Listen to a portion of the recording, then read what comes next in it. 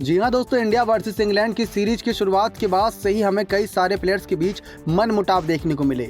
जहां test series में हमने देखा किस प्रकार से विराट कोहली बेन स्टोक्स पर काफ़ी भड़क गए, तो वहीं T20 में विराट कोहली का तू मैं हुआ था जॉस बटलर से।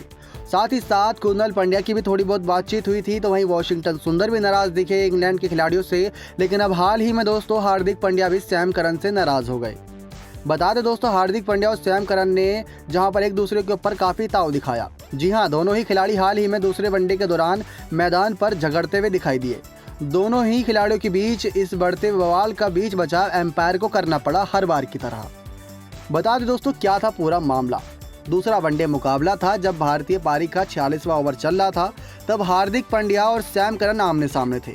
ओवर की समाप्ति के दौरान सैम करन ने हार्दिक पांड्या की तरफ देखते हुए कुछ बोला था। उससे पहले दोस्तों हार्दिक पांड्या लगातार चौके छक्कों की बरसात कर रहे थे उन्हीं की गेंद पर।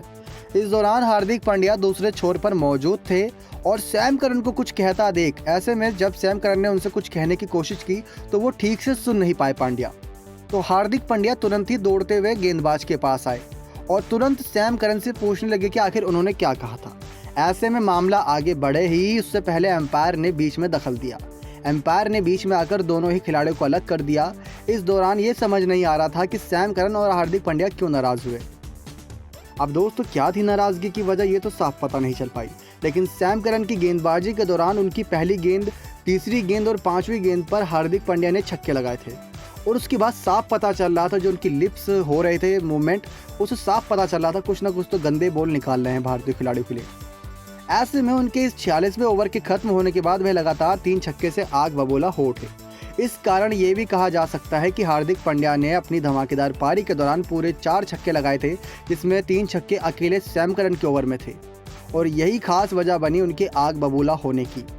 अब सैम करन ने 7 ओवर में 47 रन गंवाए। ऐसे में उनका आग बबूला होना लाजमी सी बात है।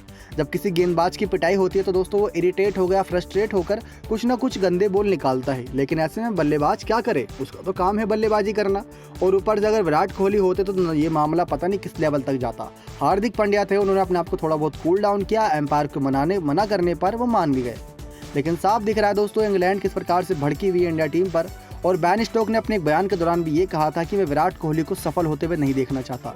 यानी कि विराट कोहली जिस प्रकार से सफलताओं की ऊंचाइयों पर जा रहे हैं, मैं चाहता हूं कि वो 0-0 रन पर आउट हुए। साफ दिख रहा है दोस्तों इनके अंदर स्पोर्ट्समैनशिप ज़्यादा है नहीं। लेकिन जो भी कुछ कहें, पिछले मुकाबले में इंग्लैंड अच्छा खेली, बल्लेबाजी अच्छी की और जीत दर्ज करी। लेकिन इंडिया की थोड़ी गेंदबाजी कमजोर रह गई, जिसकी वजह से मुकाबला हारना पड़ गया। नेक्स्ट 9 स्पोर्ट्स की रिपोर्ट।